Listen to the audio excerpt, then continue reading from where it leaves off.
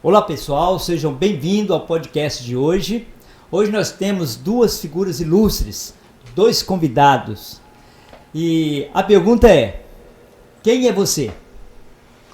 Eu sou Leopoldo Daré, sou médico endocrinologista aqui em Ribeirão Preto.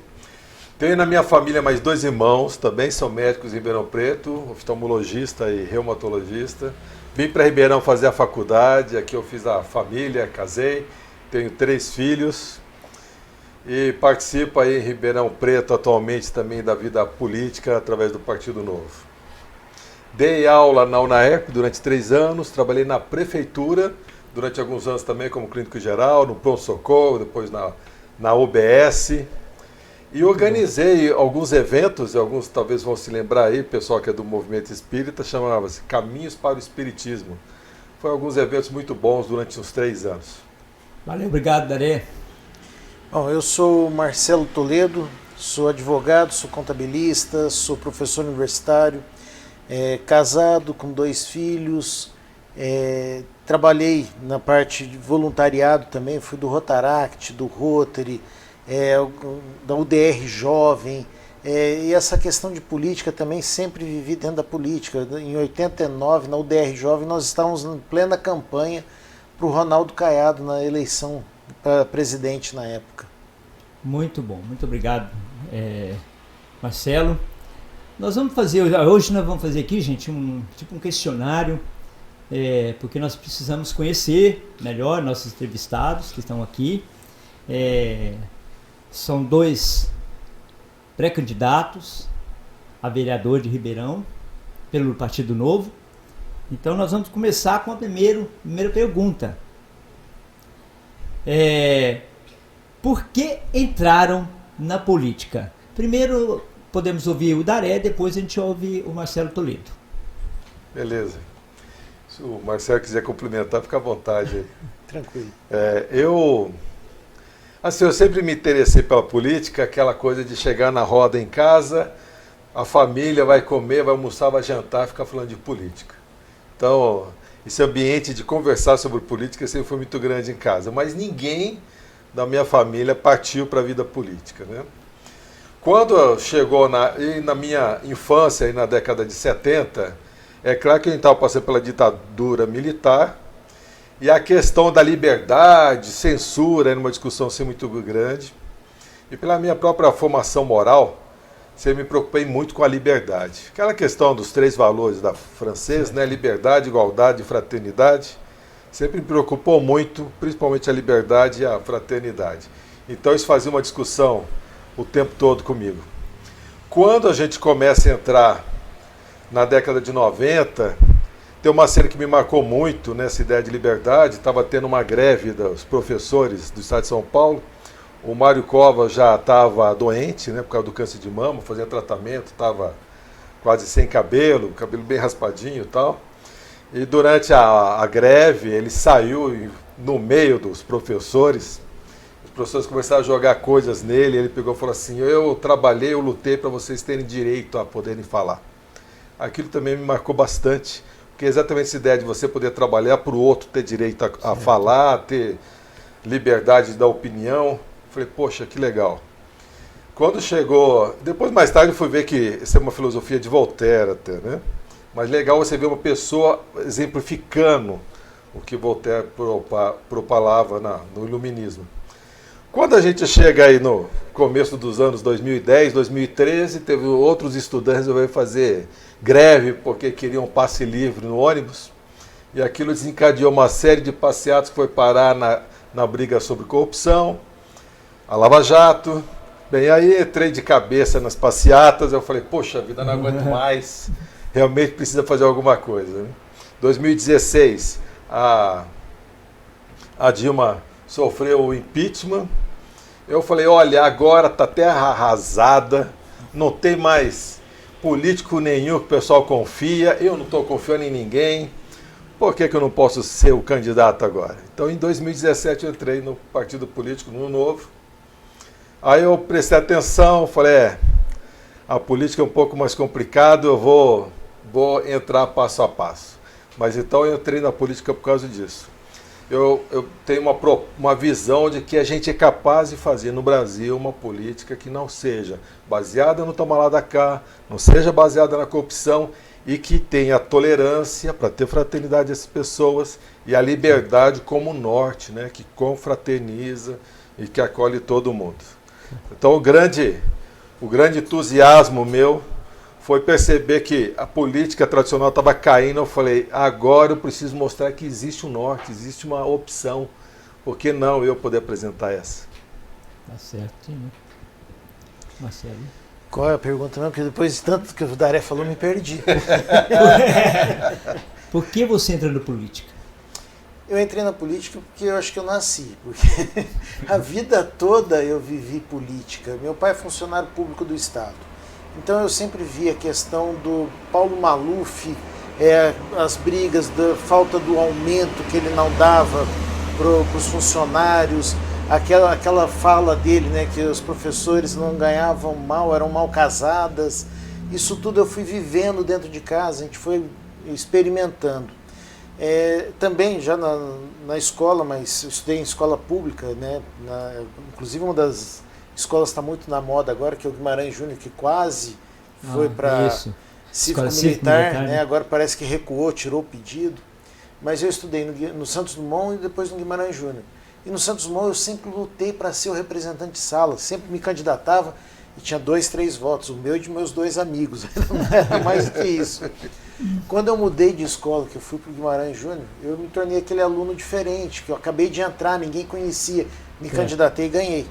Então foi a primeira vez que eu me candidatei e fui eleito, né?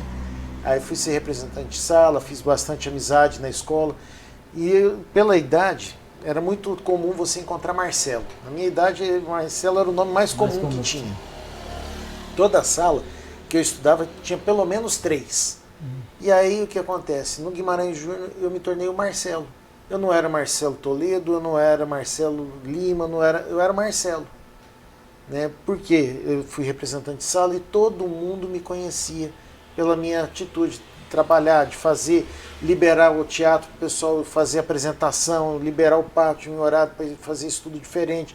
Então eu sempre busquei trabalhar ali nisso aí, mas isso com 14 anos. Depois fui, com 16 anos, trabalhar na campanha na época, candidato a vereador Fernando Chiarelli. Acreditava nas falas dele, né? Depois, em 89, eu entrei na faculdade de Direito. Aí cria-se aquela história do direito, de lutas e não sei o quê, e foi exatamente o ano das eleições diretas, das diretas já.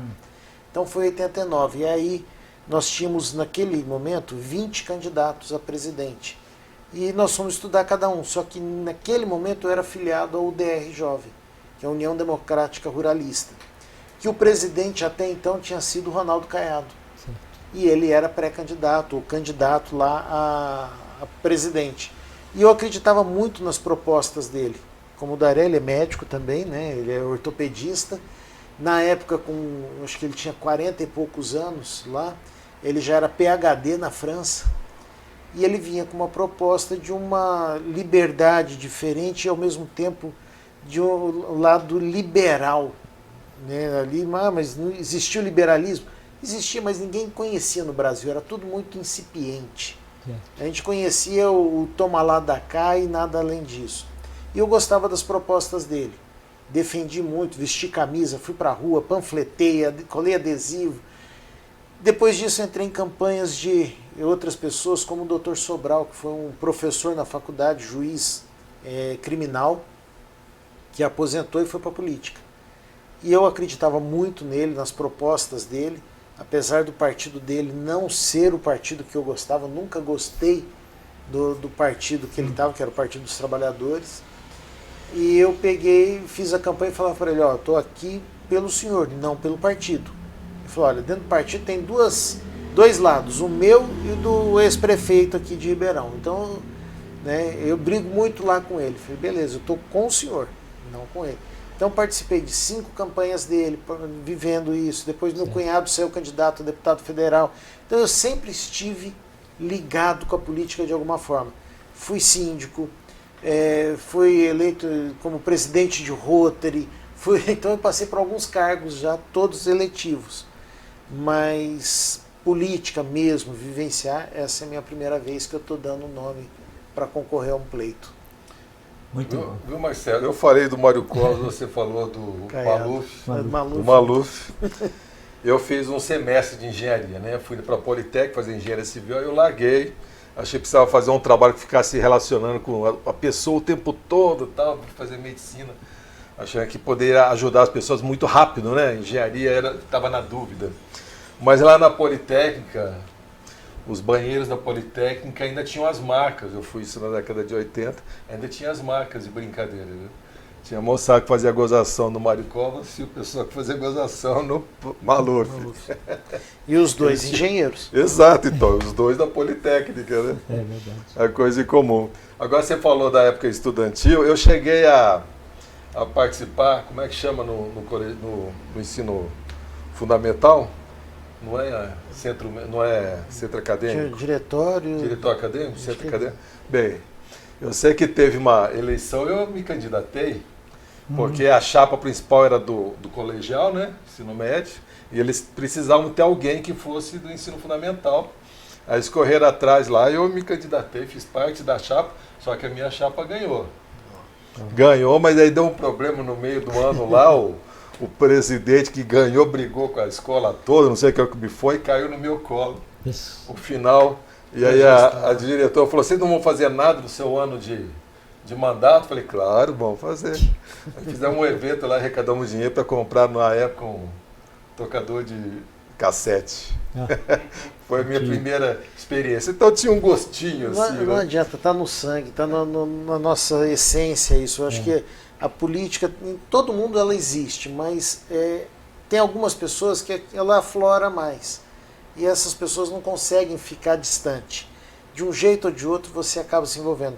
Daré desde novo, eu desde novo, a gente não tem jeito, a gente entra por isso. Indignado, né? Também você fica, né? Ah, não, a gente não aceita quieto as coisas. Né? Certas coisas, é de complicado. Tem tantos partidos políticos em Ribeirão Preto, vocês dois são pré-candidatos do Partido Novo. Por que o Novo? O salto é esse, né? O salto é você vive a vida política, você fica incomodado, mas daí você entrar num partido político é um salto que nem todos fazem, né?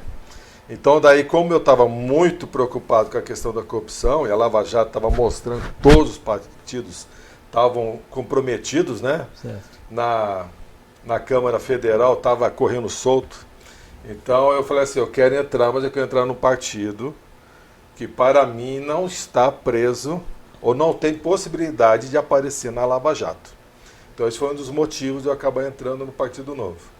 O outro motivo é porque exatamente estava cansado de como vinha a política e como vinha a apresentação da economia no Brasil. A gente tinha um que puxava um pouco mais para o socialismo, que é o discurso do PT, do PSOL, PCdoB, ainda fala que é comunista, né? E o outro mais social-democrata, o PSDB, e tinha um pessoal que você não sabia o que era, né? Dependendo, mas também eles apoiavam todos, né? O Fernando Henrique era presidente, eles apoiavam, o Lula é presidente, eles apoiavam, eles estavam junto com todos, que ganhou o nome de Centrão, e o MDB está no meio. Então, essa era outra coisa. Eu falei, mas não dá, o Brasil não tá legal. A gente vê, quando você para e vê os tigres asiáticos, os caras atropelaram, nós ficamos para trás. Aí você vê a China já vinha, agora então, né? Mas em 2017 a China já estava extremamente forte. Foi, nós só ficamos para trás. Então também precisava ter um partido que pudesse se comprometer com uma proposta de um Brasil diferente. E aí quando eu vi que o Partido Novo tinha um viés liberal, e eu achava sempre a liberdade algo fundamental. E além disso, a ideia de ter um Estado que fosse enxuto, para poder dar espaço e liberdade para o cidadão construir a sua vida. E tinha mais um item que eu gostava também, isso aí eu fui lendo depois no Estatuto, que é uma preocupação em não ter um viés populista, de não deixar o partido se tornar o partido de um cacique, de um dono inquestionável, né? E que todo mundo tem que passar pano e jogar embaixo do tapete todas as porcarias que ele faz. Eu falei, esse é o partido que vale a pena eu entrar. Então eu entrei em 2017. Não tinha ainda aqui o Diretório Municipal. Quando chegou em 2019, o Diretório Nacional abriu um espaço para as eleições de 2020. Nós íamos montar o diretório, fui convidado para entrar na diretoria provisória. Então eu fui vice-presidente do Diretório Municipal. O presidente depois resolveu sair para assessorar a campanha. Eu me tornei presidente. Então, em período de 3 anos só, fui de vice-presidente para presidente do diretório. E qual que era a minha preocupação da início? Era ter certeza que o nosso diretório em Ribeirão Preto não teria nenhuma escorregadela, né? Para poder entrar em riscos do que para mim era muito caro, que era tanto ser populista quanto fazer graça aí com a corrupção. Então, com isso tudo, eu me senti seguro para agora entrar como candidato, sair de dirigente e ser candidato. Pelo que a gente construiu em Ribeirão Preto, pelo que o partido vem construindo fora e pelas propostas que o partido tem. Certo. São essas aí. Eu fui para o Partido Novo porque primeiro eu não me encontrava em nenhuma outra filosofia de partido. Eu sempre busquei, por volta de 2004 mais ou menos, Ribeirão Preto teve uma legenda que ficou vaga, que foi, se não me engano, o PDT. E eu fui pesquisar sobre o PDT, falei, poxa, eu vou me filiar, eu gosto da política. Em Ribeirão Preto esse partido não tem ninguém representando, eu entro e vou dar uma cara legal. Então fui ler o estatuto. A primeira coisa que eu fui fazer foi entender o que era o PDT, do Brizola, toda aquela história que ele tinha e tal. A hora que eu comecei a ler, eu falei assim, eu não vou nem me aventurar a me filiar, não tem nada a ver comigo. Aí foram anos eu imaginando um partido, lia um estatuto de um, lia o estatuto do outro, via as coisas e não conseguia me enxergar em partido algum. Em 2014, aquela briga que estava, o Brasil já começou ali, a polarização mais acirrada, né, que foi o Aécio Neves com a Dilma, na reeleição da Dilma, aquela coisa. Eu acreditando numa possibilidade de um país melhor, que o Aécio representaria isso. Nós estávamos vivendo o mensalão, aquela coisa toda. Eu acabei me filiando ao PSDB. Participei de 2 reuniões. A primeira na Câmara Municipal, uma apresentação de todos os novos filiados. Por conta desse movimento eleitoral da época, muita gente se filiou. Então fizeram uma reunião lá, apresentaram partido e tudo. E uma outra reunião mais restrita para ver quem seria pré-candidato, né, para uma eleição municipal. E ali eu vi que não era para mim e já me desliguei. 2 reuniões foram suficientes para mim. Não fiquei, porque não tinha meu perfil, não conseguia me encaixar. Aí veio o Novo, com a proposta dele de meritocracia, de Estado enxuto, de combate à corrupção, de enfrentamentos a essa questão do tomar lá da cá. Eu falei, gente, agora estão falando a minha língua, agora estão falando o que eu penso. Porque eu sempre imaginei o Estado mínimo, eu sou quase um totalitário, né? Um libertário, né? Totalitário não, libertário. Quase um libertário, porque eu acho que o Estado ele atrapalha mais do que ele ajuda. Então, quanto menor o Estado, para mim, melhor. Tem gente que fala, aí a segurança. Muitas vezes a segurança particular é melhor do que a segurança pública. Então, às vezes eu penso que o Estado tinha que ser só regulador de algumas coisas e nada mais. Na hora que eu vi o Partido Novo com esse viés mais aberto para isso, eu falei, é esse partido que eu vou. Entrei em julho de 2020, eu estava na sua presidência na época, né? Aí eu participei de alguns encontros que tiveram na época da pandemia, todos virtuais. Aí eu vi o pessoal falando lá, não sei qual era a plataforma que a gente usava, mas tinha os quadrinhos com cada um. Eu falei, eu preciso escolher alguém para ser quem é que eu vou votar. E aí eu ficava imaginando quem que era o melhor ali. E aí fui vendo tal, escolhi uns 2, 3, sabe, fui fazendo o funil. Sim. Fui chegando em alguns tal. Falei, bom, agora já tenho. E fui conhecer pessoalmente o pessoal no Olhos d'Água quando o Van Hatten veio. Ah, legal. E aí eu fui lá, conheci o pessoal, e da turma que era pré-candidato, ou candidato, na época já era candidato, Da turma toda lá eu conhecia 2 pessoalmente, que era o Rodine, que já tinha estudado comigo, entrou comigo na faculdade, e o Freiria, que saiu comigo na faculdade. Um entrou e o outro se formou comigo. Né? Então os 2 já eram meus amigos, aí eu me senti mais em casa, acolhido, e hoje eu respiro novo. Muito bom. Vocês, por exemplo, tem alguma coisa para falar dessa parte? Eu só lembrando aí que você está comentando, porque 2020 estava na campanha municipal, né? Campanha municipal. Exatamente, a gente fez um pinga-fogo online, através de uma plataforma, passando no Instagram e tal, foi o pinga-fogo. Agora, eu acho interessante, assim, de repente contar para as pessoas que o Partido Novo surgiu em cima de uma ideia de voluntário, que é algo assim muito gratificante para quem está preocupado em combater a corrupção, porque as pessoas têm que ir sem ganhar dinheiro, né? Não tem salário, o cara é dirigente, presidente do diretório e não tem salário. Então isso aí em 2019, 2020 estava muito forte, e é o que faz você criar uma relação afetiva, porque afinal de contas você não está lá porque você vai ter um ganho imediato, mas você está para um ideal de algo que você vai conquistar, que não é comum em partidos políticos. Não, e o trabalho voluntariado, ele te traz essa questão de se aproximar mais do ideal. E dentro do partido político, como você disse, não tem. Então, essa foi uma novidade do Partido Novo. Foi muito gostoso, né? Para a gente poder participar aí. E como foi a seleção para o nosso diretório, a gente precisava ter filiados. Os filiados precisavam pagar mensalidade, então o partido que precisava pagar, você está lá e ainda tem que pagar. A gente precisava arrecadar doações para poder ter número de pessoas suficiente e ser aprovado num processo seletivo que o Diretório Nacional fazia para as pessoas serem aceitas, né? Então isso aí foi lá em 2019 para 2020 para conseguir. Então nós fizemos um processo seletivo para o diretório se tornar diretório.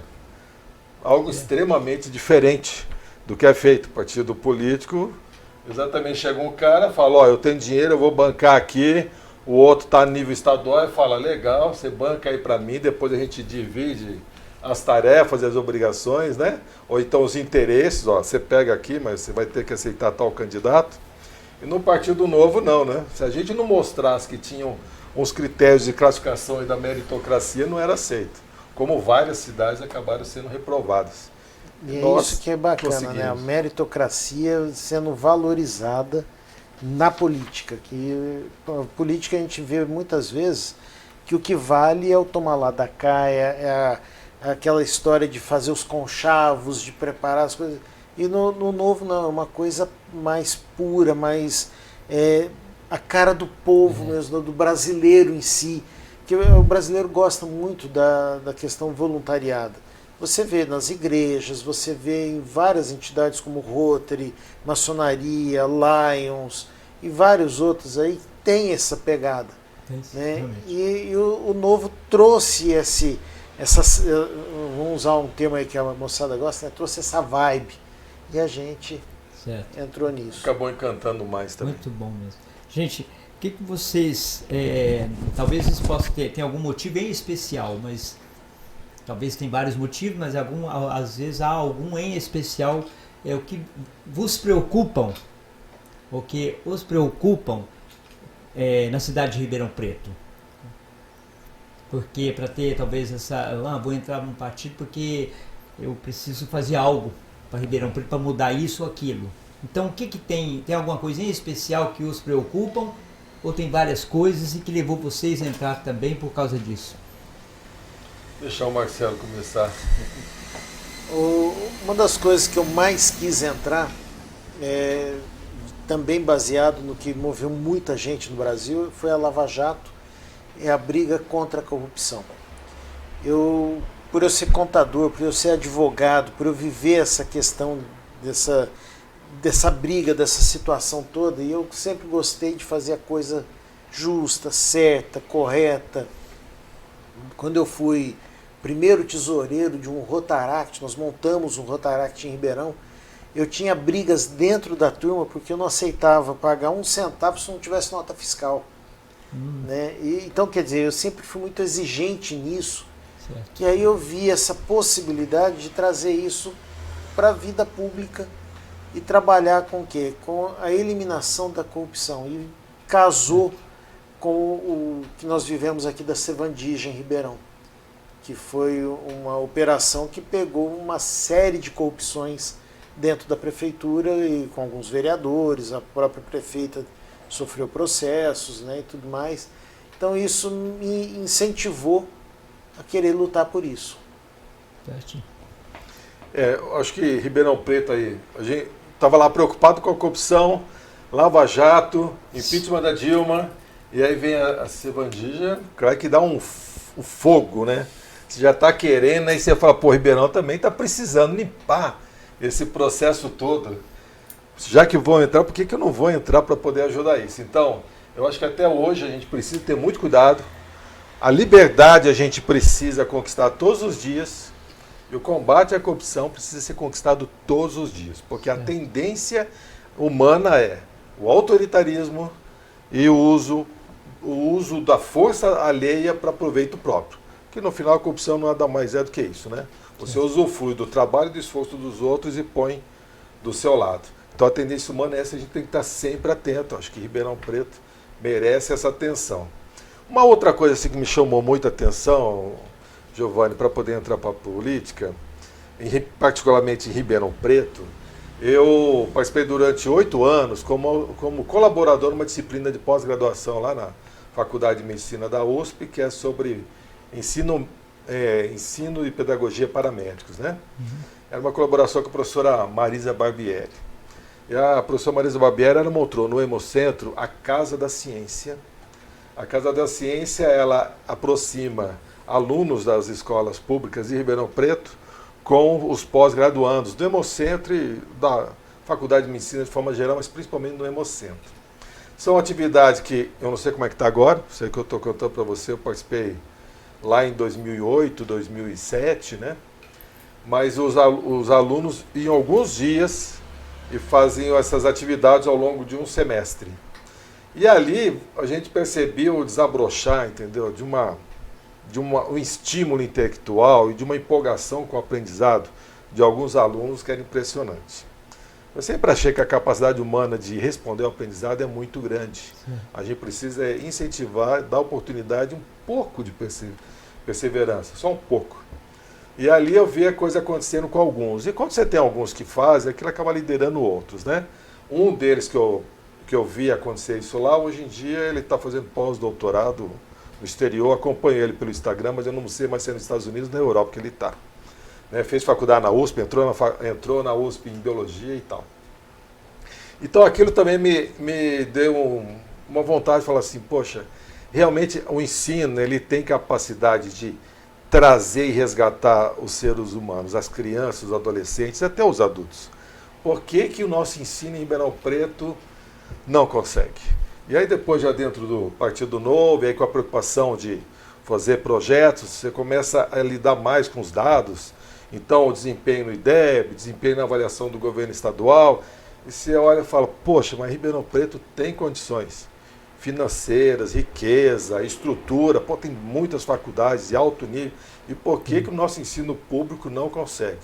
E eu vi acontecer na Casa da Ciência, no Hemocentro, com grupos pequenos, com atividade culta, que é 2, 3 horas, 2, 3 vezes por semana no máximo, durante 3 meses. Eu vi um despertar de algumas pessoas, é fabuloso. Então isso aí também é uma coisa que acabou me trazendo para ser agora, participar como candidato, porque existe algo para ser feito e a cidade está esperando. A outra coisa que me preocupa é sobre um projeto de médio ou longo prazo para a cidade. Isso não é exatamente o papel do vereador, mas o vereador tem que colaborar e dar suporte para o projeto vencer, vindo aí do prefeito, né? A gente precisa de uma visão de Ribeirão Preto para médio e longo prazo. Quando a gente vê a riqueza de Ribeirão Preto e aonde está crescendo mais, não é Ribeirão Preto. Ribeirão Preto cresce bastante, mas outras cidades estão deslanchando muito mais. O índice aí do desempenho estudantil, o índice de liberdade econômica, de espaço para empreender empresas, pequenos negócios. Ribeirão está ficando para trás. A gente tem uma reserva econômica, uma história forte, mas nós não estamos avançando. Se a gente for ver, outros estão nos passando, né? Então essa é uma outra coisa que motivou bastante. A gente poder trazer esse projeto de médio e longo prazo, com bons resultados que existem em outras cidades. Por que Ribeirão Preto patina tanto, né? Um pouco é porque a nossa política é feita muito de pequenos interesses pessoais, onde você troca porque você vai ganhar daqui 6 meses, fulano reclamou, vão lá pagar fogo, ao invés de falar, não, olha, nós temos essas habilidades e aqui nós vamos investir forte. Então isso também me motivou, me incomodou. Uma cidade tão forte, você vê que as outras estão nos superando. Ribeirão está minguando numa série de coisas. Você pega o próprio estudo que você falou, educação. Eu estudei no colégio público, nasci em Ribeirão, estudei em escolas públicas no estado que hoje estão fracas. Hoje talvez não dê. Se você pegar a minha turma, a grande maioria deles são formados, porque nós tínhamos uma base forte. E hoje não se investe na base. E não é que não investe, assim, o salário dos professores de Ribeirão é maior do que da média da região. O salário do professor de Ribeirão é bom. O ensino é que está sucateado, não o professor. Nós podemos ter professores de boa qualidade aqui dentro, e devemos ter.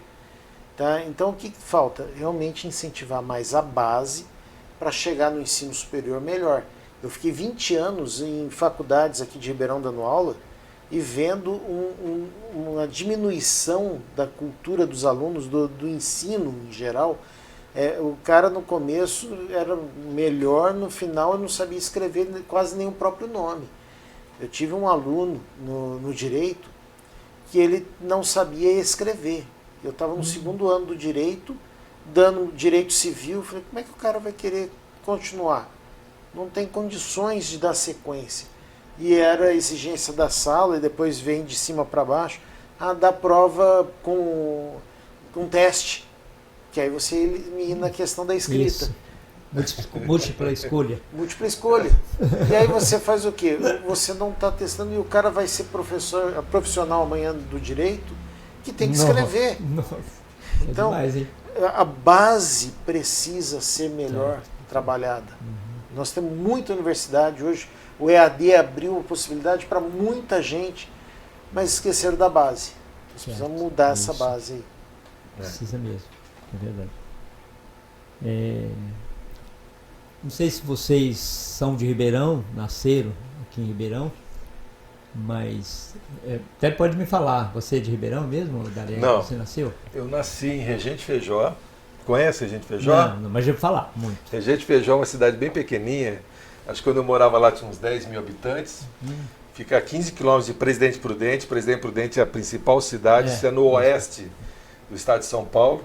Eu até brinco, né? Estava na Velha República, estava abrindo aquela cidade ali, todos indo em direção à estrada de ferro. Então o pessoal fez Presidente Prudente, Presidente Venceslau, Presidente Bernardo, Presidente Epitácio. Quando foi emancipar a Regente Feijó, não tinha mais nenhum presidente da Velha República, então eles pegaram um regente, né? Vamos pôr o nome do Regente Feijó. Eu vim, minha mãe é foi professora aposentada de matemática da Unesp, em Presidente Prudente. Então, no meu colegial, comecei a fazer em Prudente, a gente fala Prudente, né?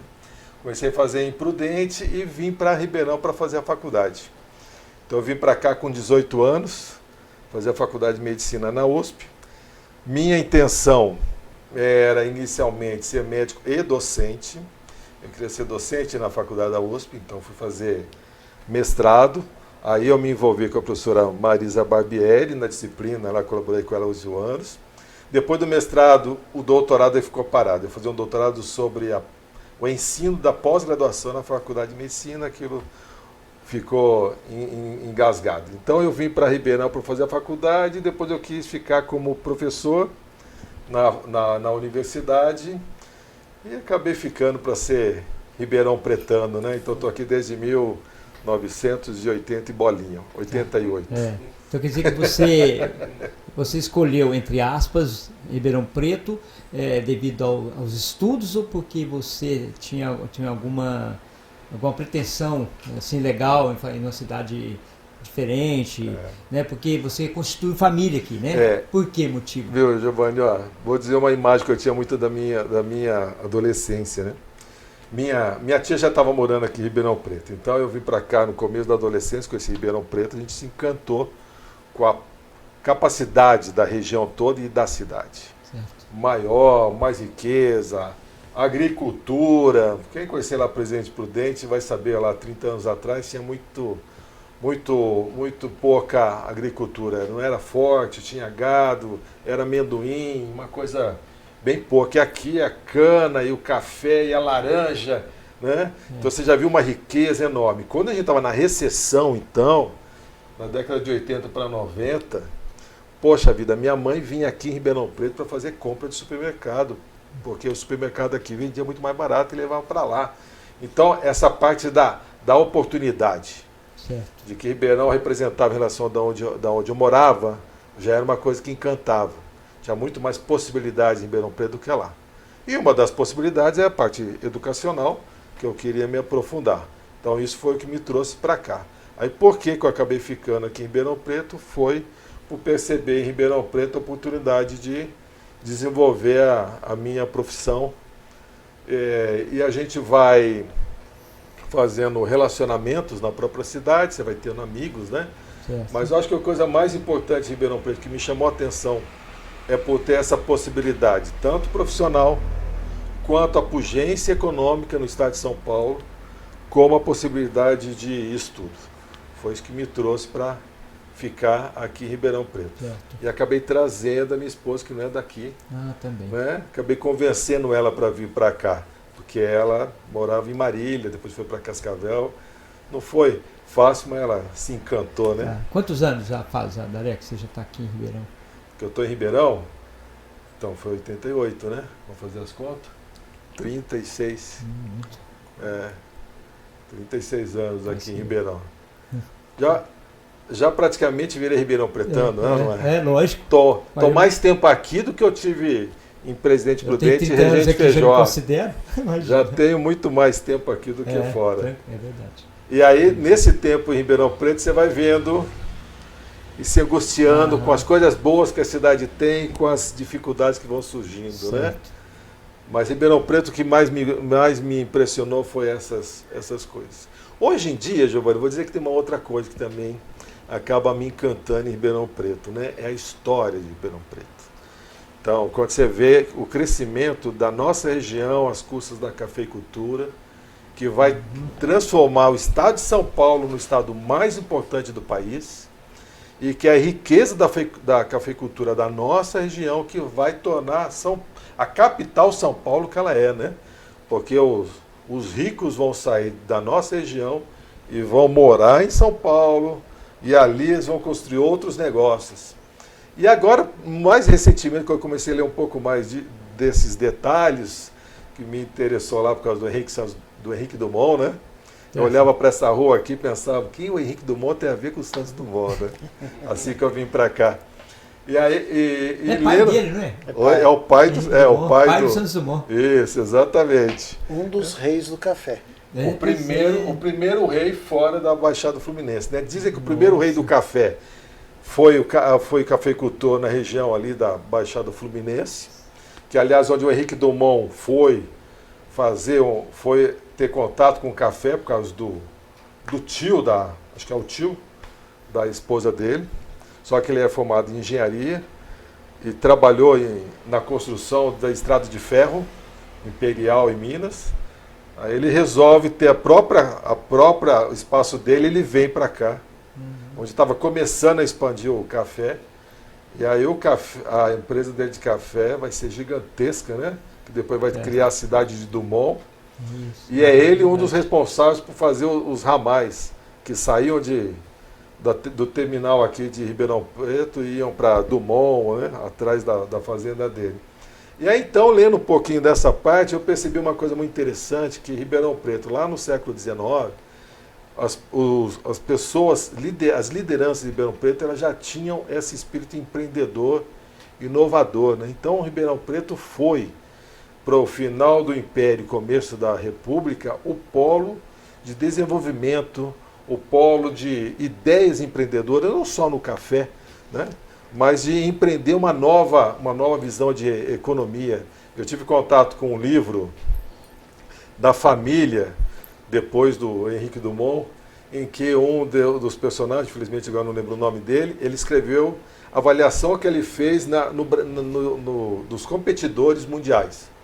Ele fez uma viagem, às custas, ele era cafeicultor, fez uma viagem, a gente já está chegando, isso aí em 1929, né, vai ter a quebra da bolsa, aquela coisa toda do café. Ele fez uma viagem para ver os concorrentes, ele escreve um livro para os cafeicultores do Brasil sobre as tecnologias utilizadas fora, os pontos positivos, os pontos negativos, aonde os concorrentes eram bons, onde eram fracos, ele foi para todos os continentes, né? Então essa característica empreendedora de Ribeirão Preto também é bastante cativante na hora que você vê como foi construído, né? Mas isso eu fui ter contato mais recente. A história é bonita. Você, Marcelo? Nasci em Ribeirão, né? Então eu brinco que eu sou nascido e vivido em Ribeirão.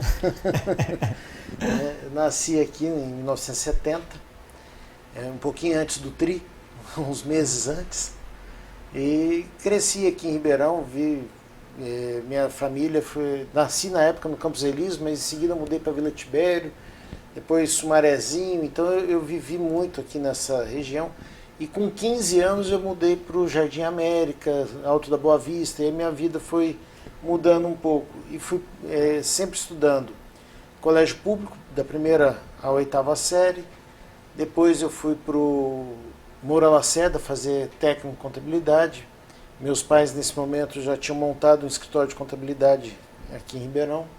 E dali eu saí para o direito, fiquei na vida ali, mas o interessante, o Valdaré falou muito de Prudente. Prudente faz parte da minha vida também, porque meu pai é da região. Meu pai é nascido em Três Lagoas. Né? E aí Prudente era a casa na cidade dele. A fazenda era em Três Lagoas, mas a casa era em Prudente. Então eu sempre ouvi muito. Agora ele falou, imprudente. Para mim também, é Prudente, né, que o pessoal fala. E a minha família, a família do meu pai é toda do Mato Grosso. Né? Tanto que a família tradicional lá, a estrada tem o nome do meu tataravô, tem toda uma história ali, e aí entra a história política, porque todo envolvido com política, sempre no meio da política. O meu tataravô era pecuarista e queria trazer o gado para São Paulo, mas não tinha ligação no sul do Mato Grosso.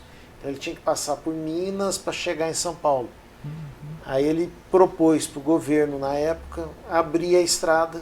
O governo falou, não vou investir um centavo. Se você quiser fazer, faz por conta.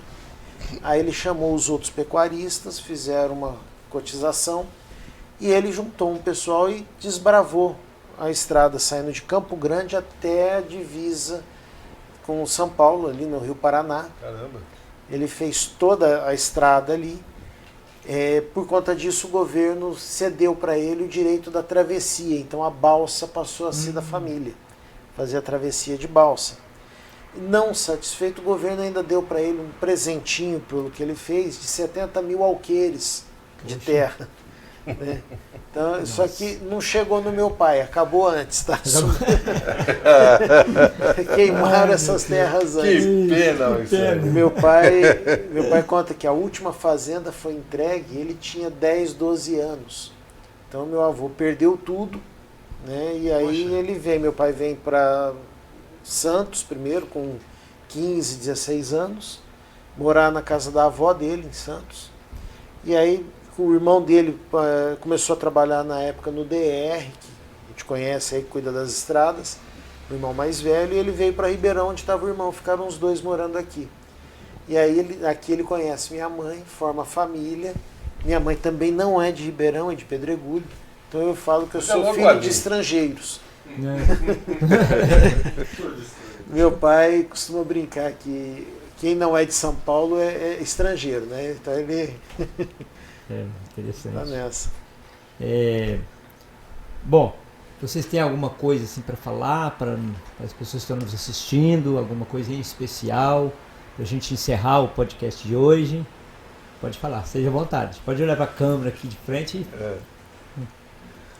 Eu quero dizer que é uma satisfação muito grande a gente poder viver em Ribeirão Preto.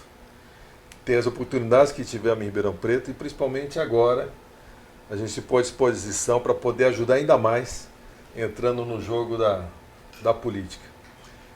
Ribeirão Preto passa por momentos bons e momentos difíceis. Tem que ter muita sabedoria para identificar o que é o bom, para a gente poder preservar e melhorar, e o que é que está dando errado, que está incomodando as pessoas, né? A gente vê muito sofrimento de pessoas que talvez não tivessem necessidade e outras que estão aí incomodadas com o seu dia a dia. Algumas coisas vão passar, é transitório, mas outras a gente tem que ter muita sabedoria. Olha, aqui é o ponto forte, aqui é onde Ribeirão pode melhorar muito e resolver esses problemas. Eu vejo como o potencial que Ribeirão Preto tem, a história, a construção que a cidade tem, ela tem condições de alavancar muito. A gente precisa ter persistência, paciência e sabedoria de selecionar qual caminho vai ser feito. Nós temos chances aí para poder corrigirmos e nos melhorarmos bastante, mas ao mesmo tempo eu vejo como uma urgência. Nós estamos passando aí por uma revolução tecnológica que vai impor para cada um de nós muitos desafios para se acomodar e poder usufruir disso. Nós temos aí uma mudança populacional com envelhecimento muito rápido em Ribeirão Preto. Ribeirão está crescendo em população, mas está envelhecendo junto. Isso exige de nós muita criatividade para poder adaptar, dar atenção para quem envelhece e melhorar o desempenho de quem está trabalhando, né? E temos ainda esse desafio climático. Alguns fazem um desenho perverso. Eu já vi uma pesquisa da NASA que em 2050 a nossa região daqui até o norte vai ser inabitável para os seres humanos, mas de qualquer jeito as mudanças estão acontecendo e a gente precisa pensar rápido para agir, para poder preservar o nosso aquífero Guarani, preservar um pouco da umidade, né, para evitar tanta secura. Como médico eu vejo pacientes que vêm no consultório com algumas queixas e no final você chega à conclusão que ele está sofrendo simplesmente por causa do calor e da secura. Não tem muita outra coisa para pensar. Então, nós temos potencial, mas nós temos coisas urgentes que estão batendo a água aqui no peito e que a gente, tendo consciência disso, pensar bem e resolver. Tem chance, mas precisa fazer. Marcelo? Tudo isso que o Daria falou, eu assino embaixo, concordo que a gente precisa, mas eu vou acrescentar uma coisa. A gente precisa ter esperança. Acreditar que é possível. Aquela esperança que nasceu na gente quando a gente viu a Lava Jato mostrando que é possível desmantelar as coisas ruins na política. Existem sim muitas pessoas boas. Nós precisamos dar crédito a essas pessoas e saber separar o joio do trigo. Aquela que você já sabe, que está envolvida, que sim, teve problemas, que tal, a gente pode diferenciar e dar crédito àqueles que estão querendo realmente fazer a coisa diferente. E todo mundo sabe viver essa situação e diferenciar essas pessoas. Todo mundo conhece do seu lado, no jeito, aquela pessoa que tem boa índole e a que não tem. Dá para perceber. E na nossa política em Ribeirão, nós temos a chance de trazer os exemplos da Lava Jato, de que podemos fazer a coisa certa sempre e trabalhar por isso aqui dentro. E aí sim, buscar em tudo isso que o Daria falou, de melhorias para a cidade, não só para Ribeirão. Eu vi esse estudo da NASA que você falou, 2050 será inabitável. Nós já temos uma predisposição que a nossa região aqui, se não tivéssemos a cordilheira, já seria deserto. Tá? Então nós temos que pensar muito como salvar, porque nós já estamos numa situação de degradação. Então nós temos que salvar, né, de recuperar. E com boas políticas, com pessoas bem intencionadas, pessoas que estão realmente se doando para o melhor, nós temos uma chance. É isso que eu imagino. Beleza, muito obrigado. Em primeiro lugar, quero agradecer ao Marcelo Toledo, ao Leopoldo Daré, pela presença aqui hoje no podcast. E agradecer a todos que nos assistiram. Muito obrigado, pessoal. Obrigado.